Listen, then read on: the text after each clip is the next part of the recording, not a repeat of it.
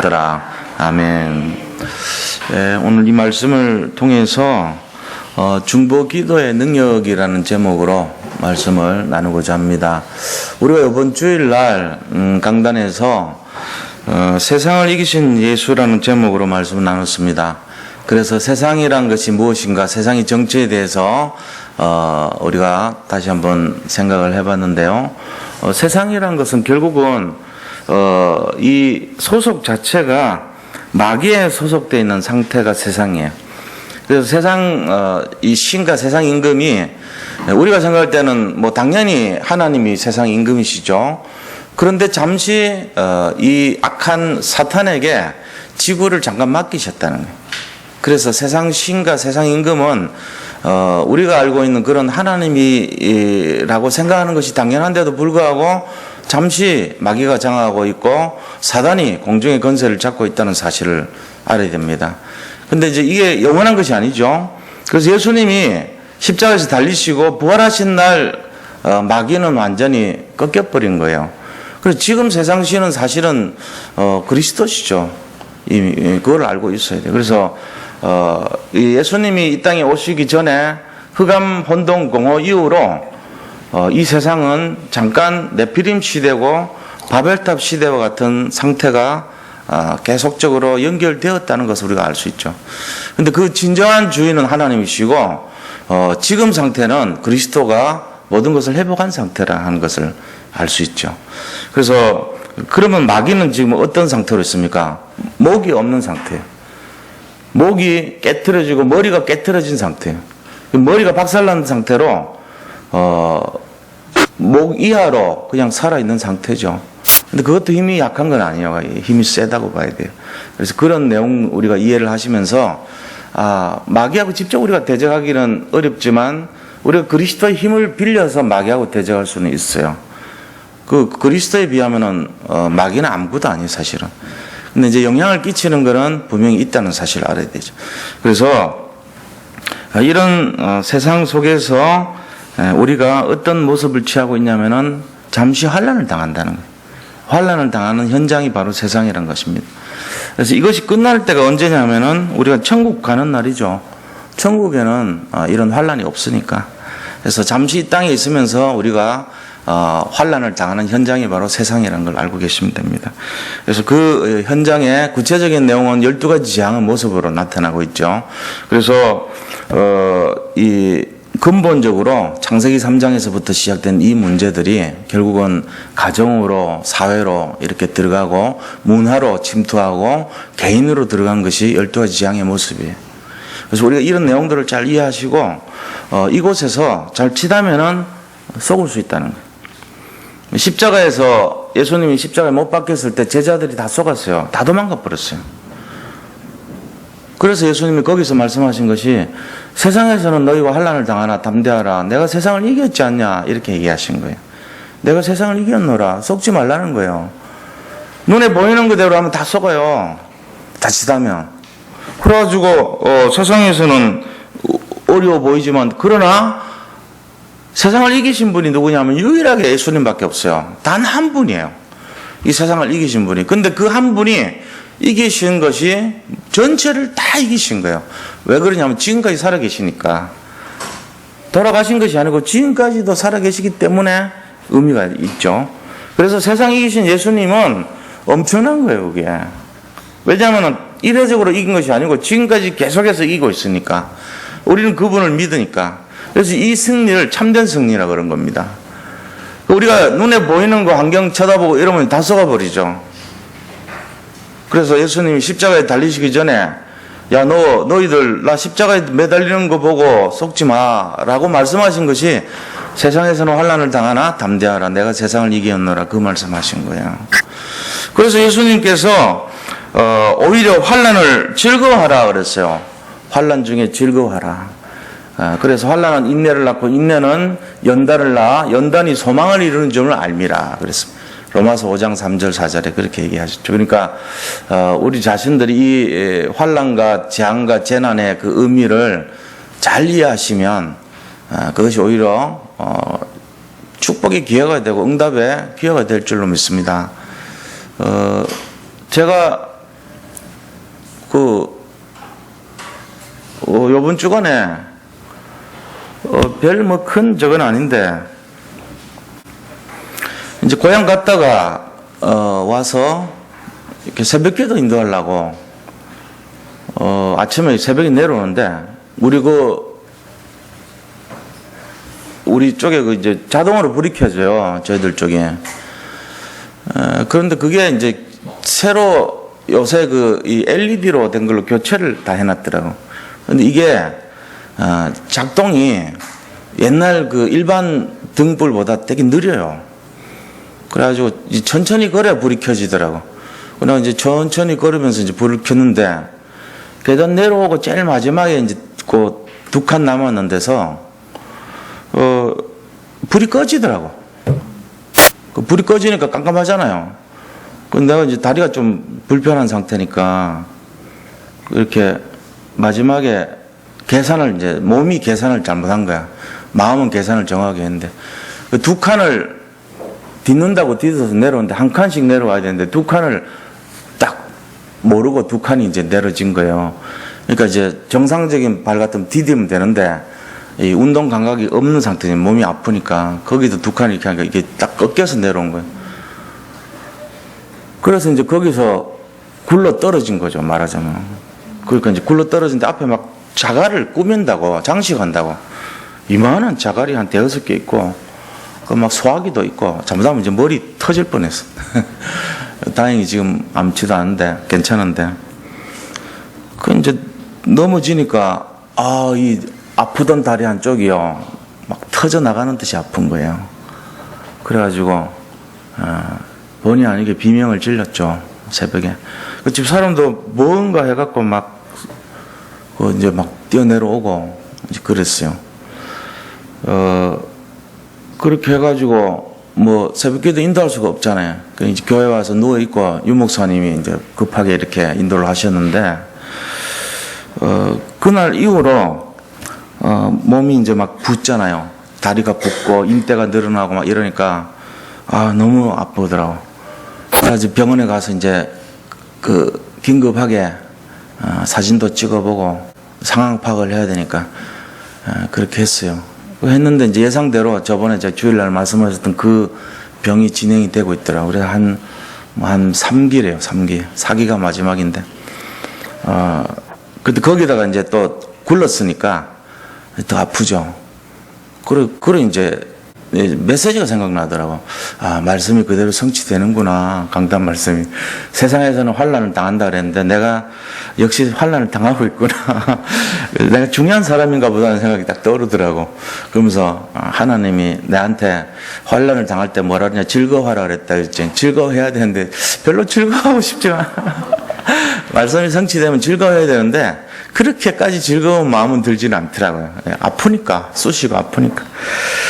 그런데 이제 회복이 전 딴 것보다도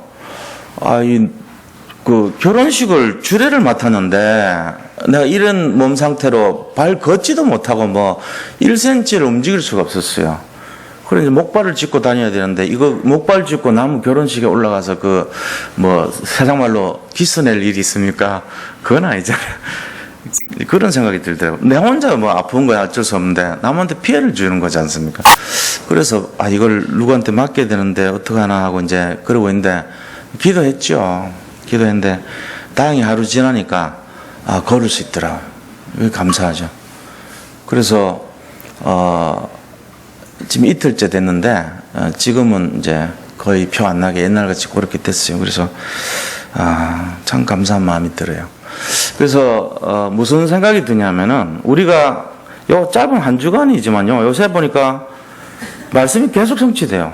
제가 강단에서 이렇게 선포하면 말씀 그대로 성취가 되고 있어요. 이번 주는 이제 제가 스스로 겪었지만 이런 환란이라기보다는 좀 그렇죠. 사소한 거지만 그런데 이제 다른 것보다도 이제 제가 가서 확인한 것이 이게 이제 고관절이 좀 문제가 있으니까.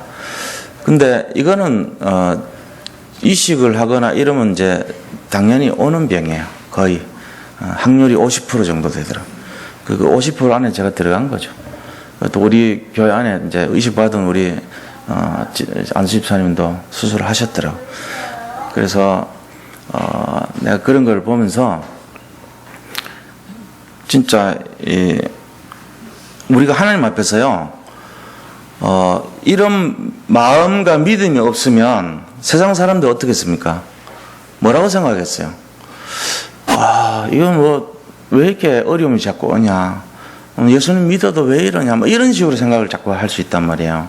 근데 그게 아니고 분명히 예수님 말씀하시기를 십자가에 달린 모습 보고 너희들이 시험 들지 말라는 거예요.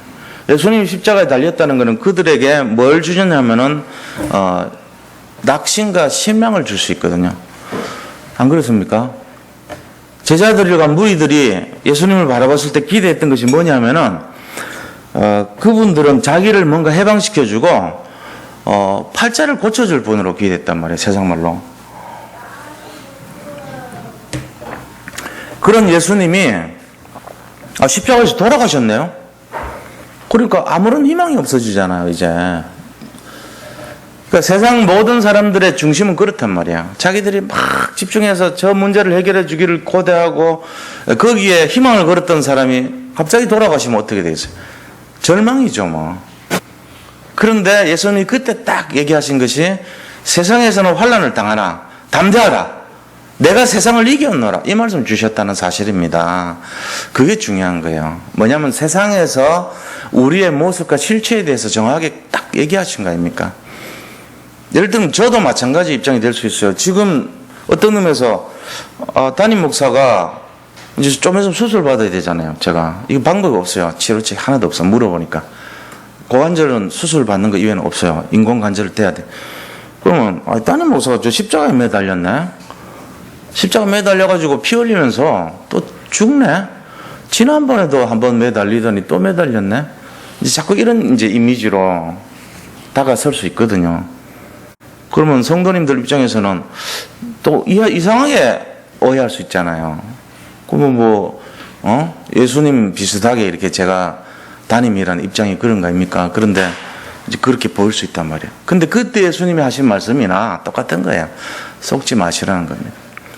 우리가 나타나는 문제나 보는 것 가지고 쏘가버리면 아무런 해결책이 없어요. 근데 그것이 아니라는 사실입니다. 근본을 잘 보아야죠. 뭡니까 근본이? 예수님이 사단 마귀를 꺾으셨다는 사실이에요. 이거를 잡고 나가야 돼요, 우리가. 그래서 이제 예수님 부활하셨다는 의미는 뭐냐면은 죄를 이기셨다는 것이고 사탄의 건설을 꺾으셨다는 거고 사망 건설을 꺾었다는 얘기예요. 우리가 이거 잡고 나가야 됩니다. 세상에서 환난 다 여러 가지 당하죠. 지금까지 우리가 안 당하는 사람 한 명도 없습니다. 세상에는 환난 당합니다. 근데 그때 조심해야 될 것이 속아버려요. 내가 이 문제가 왜 일어나지? 이러면서 속는단 말이에요. 근데 예수님은 오히려 뭐랬습니까? 즐거워하라 그랬어요. 왜요? 소망을 이루기 때문에. 이 원리를 진짜로 잡으셔야 이번 주 강단을 제대로 잡은 거예요. 저는 이제 그런 마음이 들더라고요. 우리 사람들 살아갈 때 얼마나 그런 문제와 사건이 많겠습니까? 근데 이런 비밀이 없다면 우리가 어떻게 생각하냐면요. 뭐 예수님 믿고 내가 신앙생활도 제대로 하고 헌신도 하고 나름대로 했는데 기도도 안 한 것도 아니고 다 했는데 왜 자꾸 이런 문제가 나한테 일어나? 이건 뭐 믿으나 안 믿으나 똑같은 거 아니야? 이렇게 착각할 수가 있어요. 절대로 그렇지 않습니다. 우리 자신들 모습을 잘 보셔야 돼요. 실제적으로 어려움 당하는 사람들은요, 분명히 영적인 배경이 다릅니다. 제가 이번에 그 이주승이라는 동기거든요, 사실은. 우리하고 같이 공부했어요. 근데 이 여자 목사인데 같이 1년을 같이 공부했는데 중간에 돈이 없으니까 또 휴학을 하고 또 공부하다가 돈 없으면 또 휴학하고 이렇게 해가지고 한 4년 5년 밀려가지고 졸업을 했더라고. 나중에 보니까 얼굴은 다 알죠. 모든 기술을 다 알 거야 아마. 한 학기 다니다 쉬고 또 그 다음 이런 식으로 해가지고. 그래서 졸업은 그 유성종이라고 유광수 목사님 아들 그하고 같이 졸업했어. 저희들하고 기수가 훨씬 차이 나는데 그렇게 몇 년 뒤에 졸업했거든요. 근데 우리 있을 때 같이 공부를 했는데 그 근육병이라는 게 있어요. 그 근육병 루게릭병 비슷한 그게 이제 근육병인데 누워 있어야 돼요, 맨날. 그리고 이제 이 화석 석회질 같은 게 생기고 몸에 이제 그런 병인데 기적이 일어나서 나았어요. 지금 완전히 완치는 아니고 거의 나은 상태로 됐다. 그러니까 안수받고 목회를 이제 목회자의 그 길을 걷고 있거든요. 근데 그쪽도 보니까 배경이 완전 이 제사 아버지가 완전히 성균관 출신, 예를 들면 나라에서 하는 제사에 제주 역할을 많이 하시고 이런 분이었었더라고요. 자기 집안의 제사 정도가 아니고 국가 제사를 주관하는 그런 분이에요. 그러니까 완전 종갓집에다가 그런 분이고 이 딸이 교회 다닌 거 알고 그렇게 많이 팼더라고, 여자를. 그 정도로 이제 엄격한 집안인데 나중에 이제 아버지 돌아왔어요. 구원받고 장로 됐어요, 명예장로. 그 어머니 그대인데, 근데 보면서 배경이 역시 그런 영적 배경이더라는 거죠. 영적 배경이 있으니까 그 자손들이 전부 다 일찍 죽기도 하고, 단명, 여자들도 60세 이전에 거의 다 죽고, 자기 이 이수성 그도 언니 어릴 때 언니 죽고 동생 죽고, 자기 혼자 남았는데 불치병, 그 난치병이거든, 난치병 걸리고. 그 이제 이미 선때 그 대물림이 다 내려온 거예요. 그러니까 이제 그런 식으로 우리가 본다면은 이 원리를 만약에 모른다면 어떻게 되겠어요? 세상에서는 환난을 당하나 담대하라가 아니고 세상에서는 환난을 당하나 끝까지 좌절하고 절망하라 이래 나가는 거예요. 이 원리 모르면. 근데 이거 알면 이거는 우리에게 당연히 일어나는 그런 문제다. 그러니까 영적 싸움에서 세상에 이기신 그리스도 더 믿으면 된다. 사명과 미션으로 바뀌는 거겠죠, 그게. 지금 보니까 그런 미션을 가지고 사람 많이 살려요. 옛날에 우리 공부할 때도 보면은, 굉장히 전도에 대해서 어떤 그런 중심이 있더라고. 대화를 많이 했는데, 굉장히 좀 친하게 지냈어요. 보면은, 왜냐면, 그쪽 입장에서도 이제 제가, 믿어왔던지 많이 이렇게 좀 질문도 하고 그러 하더라고요. 그러니까, 여러 가지 큰 저거는 아니지만은 사람이 참 괜찮아요. 전도자의 그런 중심이 있고 이런 사람이죠. 저도 마찬가지예요. 자, 보니까 지금 왜 이런 환난 비슷한 것이 나타나고 왜 이렇게 속일라 그러는 걸 보니까 역시 영적 배경 부분이에요. 우리도 그런 입장이에요. 우리 아버지가 전국구로 놀았지 마찬가지거든. 우리 아버지 이제 이 불교 조계종의 이제 전국구 출신이라고 보시면 돼요. 그러니까 이제 한 지역의 대표적인 이제 그런 입장으로 많이 했고, 그 불교 신도 회장할 때도 아버지 밑에 한 10몇 명의 신도 회장들 거느리는 신도 회장을 했으니까, 절 몇십 개를 거느렸다 보시면 돼요. 그리고 얼마나 그게 이제 세요. 그런 것들이 이제 다 자식들한테 갔으니까. 근데 거기서 파묻혀버리면 어떻게 되겠어요? 이제 끝날 것인데 그게 아니고, 그걸로 말미암아 우리가 오히려 더 이제 반대적으로 그거를 영적인 이제 싸움으로, 파수꾼으로, 또 이 시대 마지막 주자로 하나님 맡겨주신 이제 사명을, 천명을 가진 자로 이런 쪽으로 이제 하니까 비록 이렇게 공격은 들어오지만 이유를 알고 또 여기에 속지 않고 부활하신 그리스도를 비밀을 갖고 있고 똑같이 우리처럼 시달리는 사람에게 우리가 다가가서 이 비밀을 선포할 수 있고 이런 것이 되는 거예요. 그래서 이번 주 강단 말씀처럼 세상에서 우리가 환난 당하지만요, 오히려 우리 자신들이 무엇을 갖고 살아야 되는지에 대한 것을 더 잡게 되고 더 영적으로 예민한 축복을 바라보게 되고 또 우리가 해야 될 일이 무엇인가를 확인하는 그런 시간표였습니다. 제 한 주간이 그런 거였어요. 그래서 우리 아버지 만나서 또 우리 큰형님이 와서 이제 같이 예배 주관하고 기도해 주는데 영적인 이제 선포를 하고 이제 그런 시간표를 가졌는데 하여튼 예배 다 드리고 나서 우리 아버지도 박수 같이 쳐주시더라고. 하나님께 영광의 박수를 돌립니다. 그러니까 아버지 같이 다 박수 치면서 기적 같은 역사가 일어났죠. 그래서 우리는요 승리가 보장되어 있습니다. 고난을 어떤 면에서는 즐거워하라, 비밀을 누리시기 바랍니다. 여기 계신 분들도 마찬가지예요. 어려우면 왜 없겠어요? 다 있지. 앞으로 뭐 많이 있잖아요. 하나님이 우리를 어떻게 보겠어요? 하나님이 우리를 굉장히 귀하게 보십니다. 마귀가 우리를 가만 안 놔두죠. 당연히 그런 겁니다. 그래서 그런 일이 있더라도 절대로 속지 마시기 바랍니다. 그게 이번 주 말씀입니다.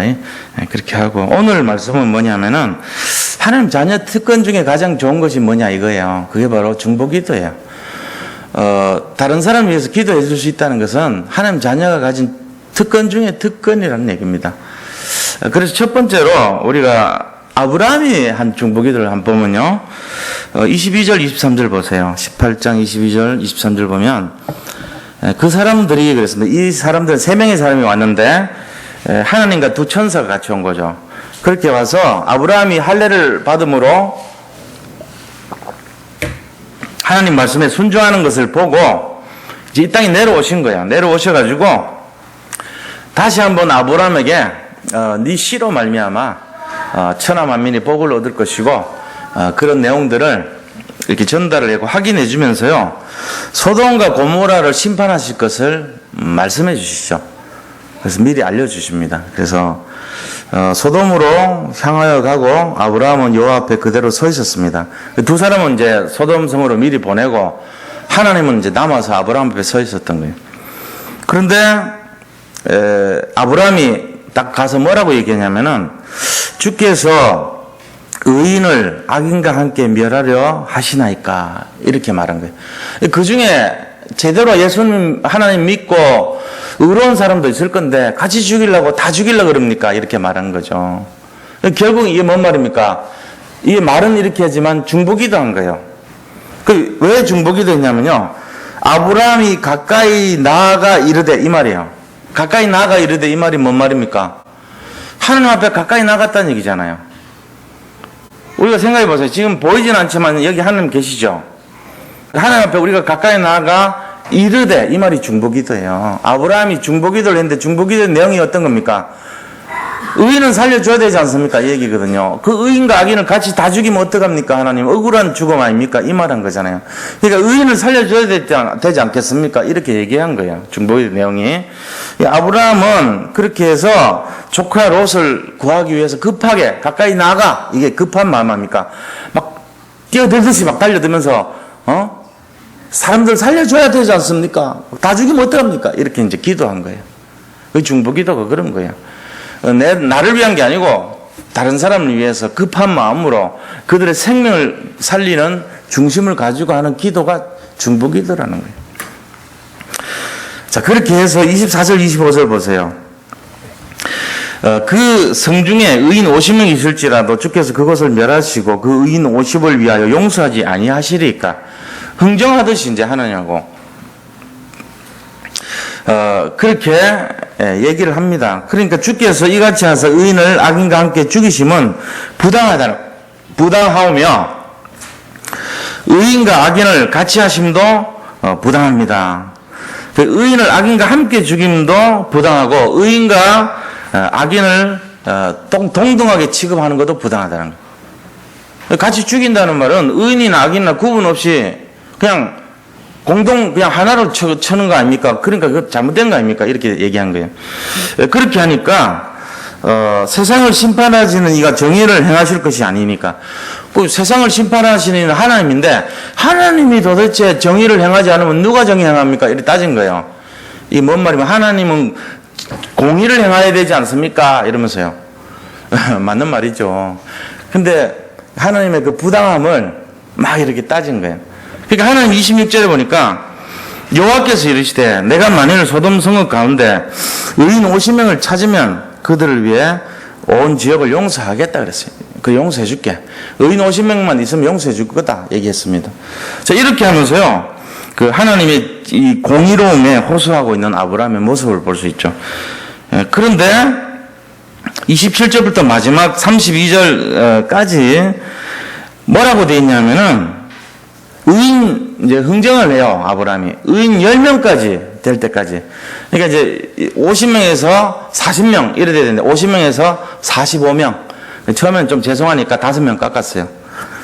그 이제 5명 깎아주니까 그 다음에 이제 또 5명 또 더 깎아 40명. 그 다음에는 막 가감하게 이제 이왕 깎은 거 10명씩 팍팍팍 깎기 시작하네. 40명에서 30명, 30명에서 20명, 20명에서 10명 여기까지 깎았어요.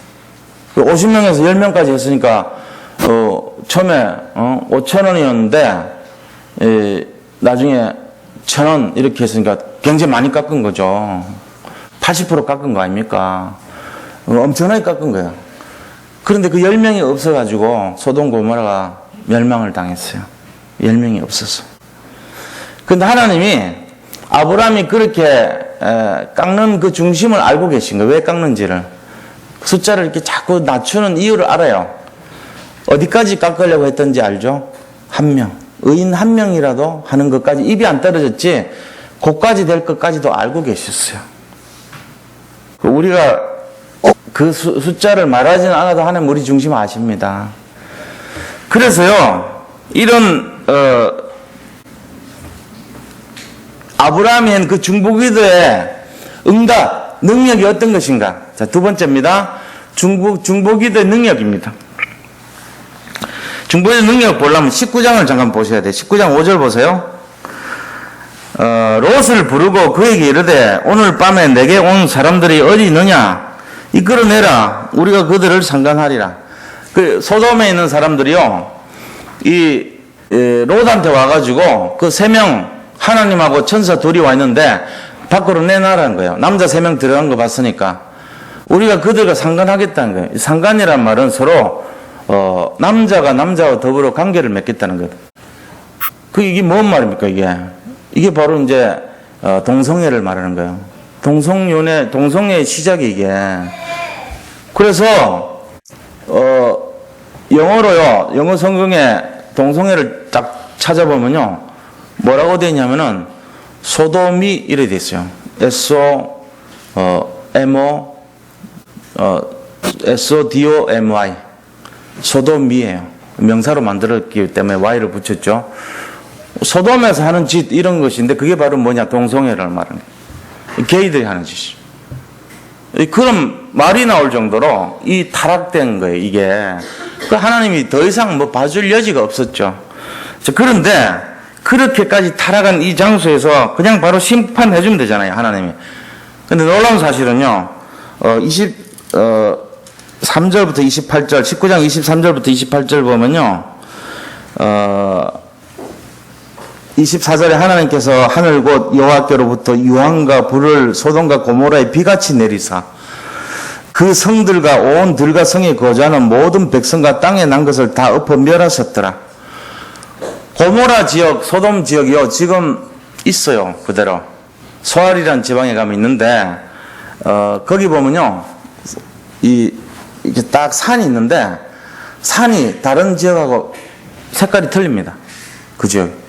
무슨 색깔이냐면은, 시뻘개요. 빨개요. 그리고 중간중간에 검은 시커멓게 탄 층이 나와 있어요. 그 흙을 만지면 부서져요.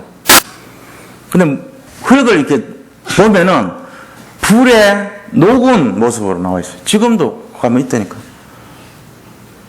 고모라 일부 지역은 사해 바다에 잠겨 있는데, 나머지 소돔하고 고모라 일부 지역은 벌판처럼 밖에 나와 있어요.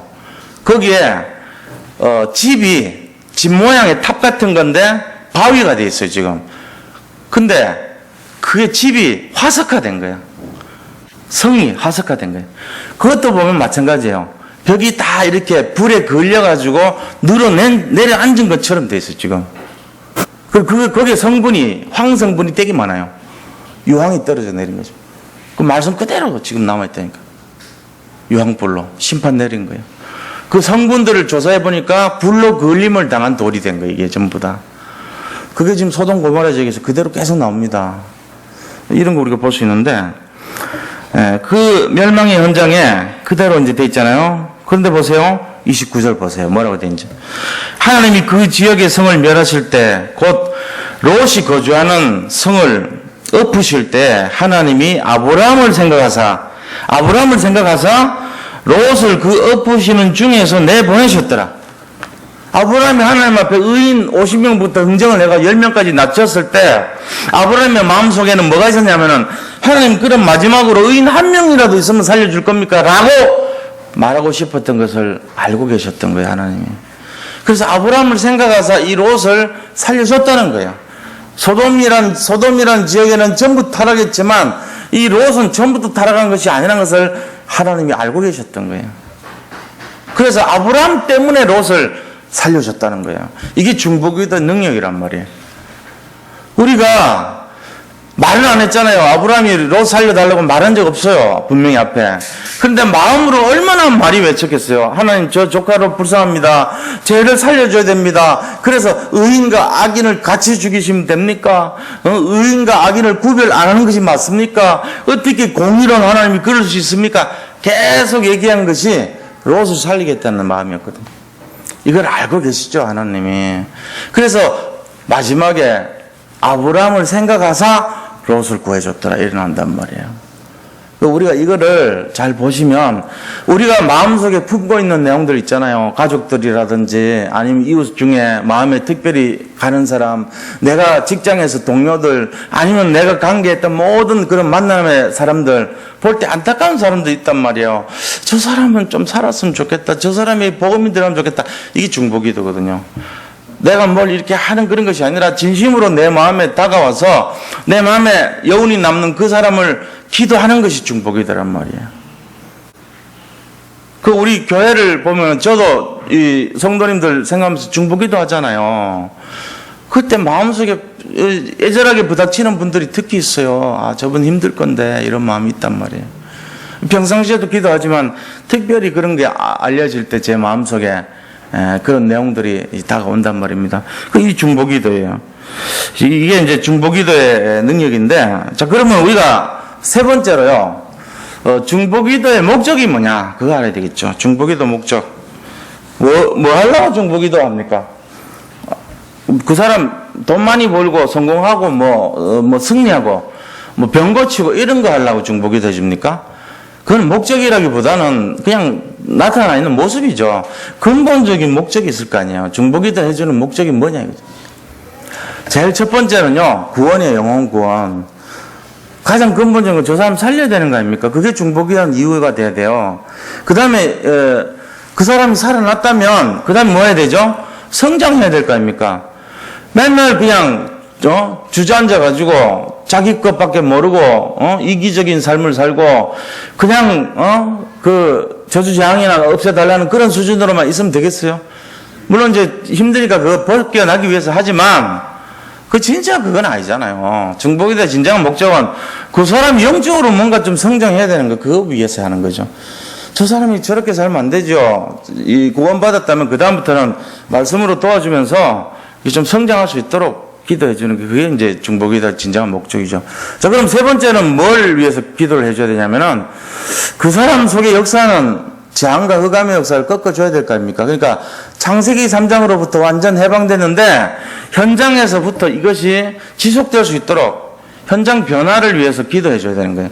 저 사람이 영적 성장도 되지만 실제적으로 창세기 3장의 현장이 변화될 수 있도록 그 가정과 가문 개인의 끊임없이 역사는 이 흑암을 꺾어줘야 될 거 아닙니까? 그거 위해서 같이 기도해 주는 거예요. 기도할 힘이 없는 사람들이 늘 당하거든요. 그래서 세상에서는 환난을 당할 때 쏟거든요. 그 사람들 쏟으면은 주저앉아 버려요. 예수 믿어도 소용없다 이래야 된단 말이에요. 그러니까 그래 하면 안 되고 도와줘야 되거든요. 그걸 위해서 기도하는 거, 이 세 가지 이유 때문입니다. 첫째는 영적인 구원, 영혼 구원. 두 번째는 영적 성장. 세 번째는 창세기 3장 현장 변화시키는 거. 이 세 가지 목적 때문에 우리가 중보기도 해줘야 되는 거예요. 왜? 기도할 수 있는 힘이 없어요. 새가족들이나 불신자들에서 온 사람들, 이런 사람들이 자기 혼자 스스로 기도해서 이겨낼 힘이 없단 말이에요. 그러니까 우리가 중보를 해준 이유는 같이 동력해주고 손잡아서 손을 내밀어서 같이 도와주는 거란 말이에요. 영적으로. 이게 중보기도란 말이에요. 그런 의미로 해줘야 됩니다. 그래서 결론은 우리가 뭐 해야 되냐면은 다른 사람들을 배려하고 영적으로 도와주고 살리고자 하는 마음이란 말이에요. 이게 중보기도의 역할이고, 이게 자기 개인적이고 이기적인 신앙 단계에서 벗어나는 좀 더 차원 높은 수준의 단계라고 볼 수 있습니다. 대부분 신앙인들이 뭐 합니까? 대부분 자기 자신을 위해서 많이 기도하잖아요. 자기 문제, 자기가 받을 축복과 응답, 어떤 자기의 어떤 영적인 그런 내용을 중심으로 많이 한단 말이에요. 근데 이걸 조금 더 한 단계 높다면 뭐 하죠? 이제는 내 자신만이 아니고 내 주변에 있는 사람들, 진짜 힘들고 어려운 사람들, 그 사람들 돕고자 하는 마음이 이제 생기는 거예요. 마찬가지입니다. 교회도 똑같은 거예요. 내가 막 아등바등 먹고 사는 것만 집중하다가 다윗 같은 마음이 언제 듭니까? 하나님, 나는 이 백향목으로 지금 궁에서 이렇게 행복하게 사는데 이 언약궤는 저 비바람 맞고 바깥에서 들에 있지 않습니까? 이 마음이 중보기도라고요. 자기 혼자 생각하는 것이 아니고 하나님을 생각하고 자기가 아니고 이웃을 생각하는 것, 그게 중보기도의 시작이에요. 그래서 사람들이 예수님이 십계명을 어떤 사람이 랍비가 와서 물었잖아요. 가장 중요한 계명이 뭡니까? 그렇게 얘기하니까 이 계명을 얘기했잖아요. 마태복음에 뭐라고 얘기했습니까? 하나님을 사랑하고 내 이웃을 내 몸과 같이 사랑하라 그랬어요. 결국은 10계명을 줄인 거잖아요. 1에서 4계명까지는 하나님 사랑에 대한 거고 5계명부터 10계명까지는 이웃 사랑에 대한 거 아닙니까? 근데 이 두 가지 계명을 합치면 뭔 말이죠? 결국은요, 우리 자신을 위한 기도가 아니고 하나님과 이웃이란 말이에요. 이게 바로 예수님이 우리에게 원한 굉장히 수준 높은 단계의 계명이라고 보셔야 돼요. 그게 뭔 의미죠? 결국은 대부분 사람들은 내밖에 몰라요. 나만 잘 되면 되고 나만 응답받으면 되고 이렇게 산단 말이에요. 그게 너무 지나치니까 사람들이 뭐라 합니까? 개독교라고 그럽니다. 개독교. 너무 이기적이고 사람들이 너무 자기밖에 모르고 그냥 그 복음 정신이 하나도 없는 상태를 말하는 거예요. 근데 이게 제대로 우리가 바뀌어지려면은 정말 중보기도적인 마음이요. 하나님 사랑하는 거하고 이웃을 사랑하는 마음. 이게 중보기도잖아요. 중보기도가 딴 게 아니고 그런 거예요. 나만 사랑하던 것에서 이제 다른 사람을 좀 생각하는 걸로 바뀌는 게 중보기도랍니다. 이런 중심으로 시작되기를 바랍니다. 우리 교회도 똑같습니다. 이런 마음으로 중심으로 정말 회복이 돼야 될 줄 믿습니다. 그래서 다른 사람의 고통이 이렇게 시작되고 아픔이 될 때 손을 내밀어서 도와줘야 돼요. 그게 중보기도예요.